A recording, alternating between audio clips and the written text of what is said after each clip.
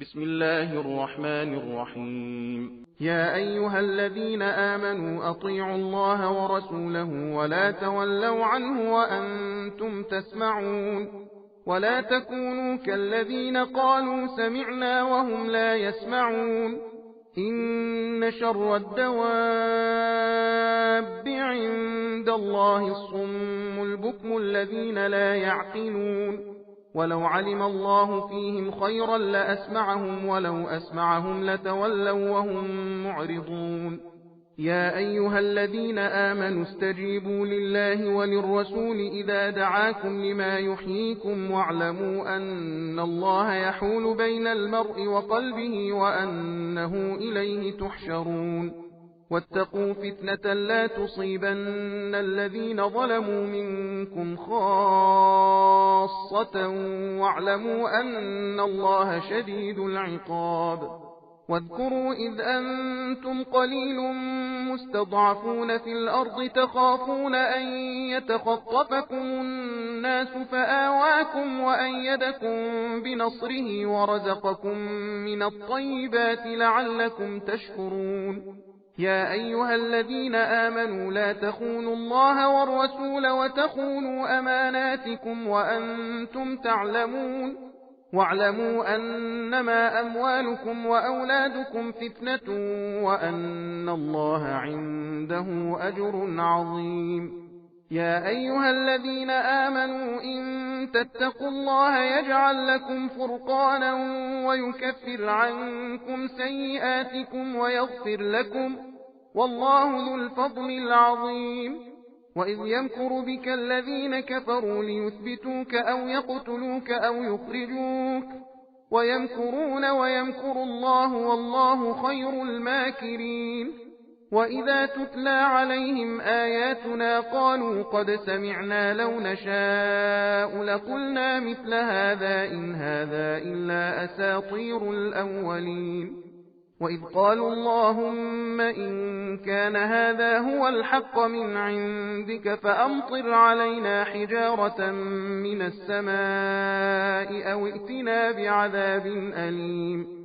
وما كان الله ليعذبهم وأنت فيهم وما كان الله معذبهم وهم يستغفرون. وما لهم ألا يعذبهم الله وهم يصدون عن المسجد الحرام وما كانوا أولياءه إن أولياؤه إلا المتقون ولكن أكثرهم لا يعلمون. وما كان صلاتهم عند البيت إلا مكاء وتصدية فذوقوا العذاب بما كنتم تكفرون. إن الذين كفروا ينفقون أموالهم ليصدوا عن سبيل الله فسينفقونها ثم تكون عليهم حسرة ثم يغلبون والذين كفروا إلى جهنم يحشرون.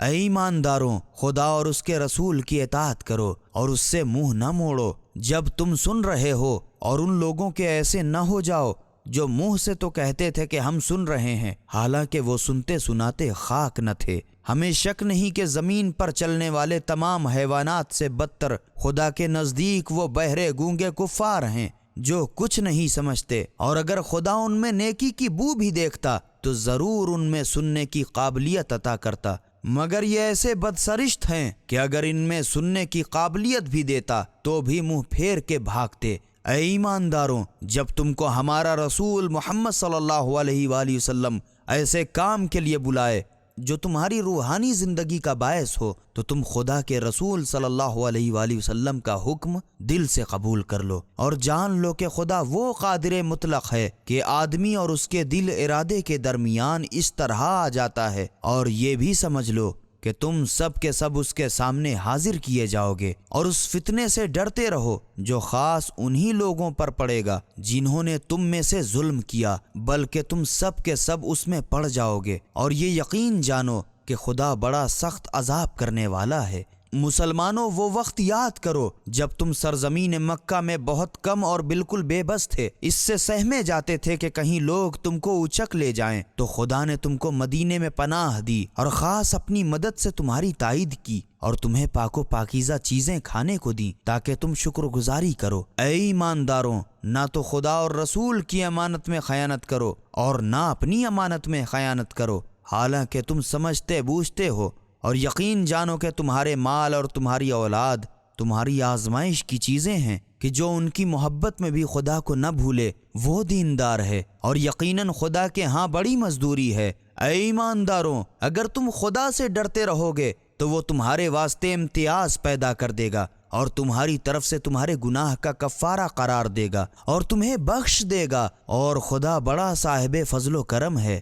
اور اے رسول صلی اللہ علیہ وآلہ وسلم، وہ وقت یاد کرو جب کفار تم سے فریب کر رہے تھے تاکہ تم کو قید کر لیں یا تم کو مار ڈالیں یا تمہیں گھر سے نکال باہر کریں۔ وہ تو یہ تدبیر کر رہے تھے اور خدا بھی ان کے خلاف تدبیر کر رہا تھا، اور خدا تو سب تدبیر کرنے والوں سے بہتر ہے۔ اور جب ان کے سامنے ہماری آیتیں پڑھی جاتی ہیں بول اٹھتے ہیں کہ ہم نے سنا تو، لیکن اگر ہم چاہیں تو یقیناً ایسا ہی قرآن ہم بھی کہہ سکتے ہیں، یہ تو بس اگلوں ہی کے قصے ہیں۔ اور اے رسول صلی اللہ علیہ وآلہ وسلم، وہ وقت یاد کرو جب کافروں نے دعائیں مانگی کہ خداوند اگر یہ دین اسلام حق ہے اور تیرے پاس سے آیا ہے تو ہم پر آسمان سے پتھر برسا یا ہم پر کوئی اور دردناک عذاب ہی نازل فرما، حالانکہ جب تک تم ان کے درمیان موجود ہو خدا ان پر عذاب نہیں کرے گا، اور اللہ ایسا بھی نہیں کہ لوگ تو اس سے اپنے گناہوں کی معافی مانگ رہے ہیں اور خدا ان پر عذاب نازل فرمائے۔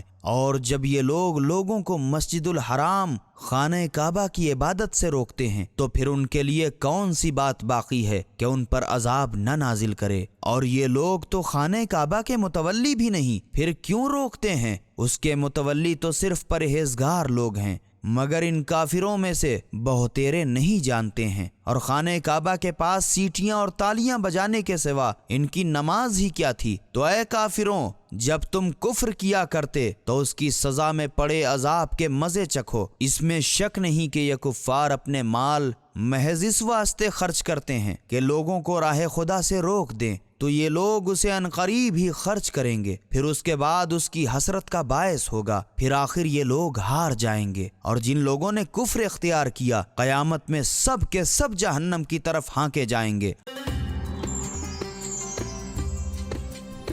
سبیل قرآن، ہدایت کا راستہ۔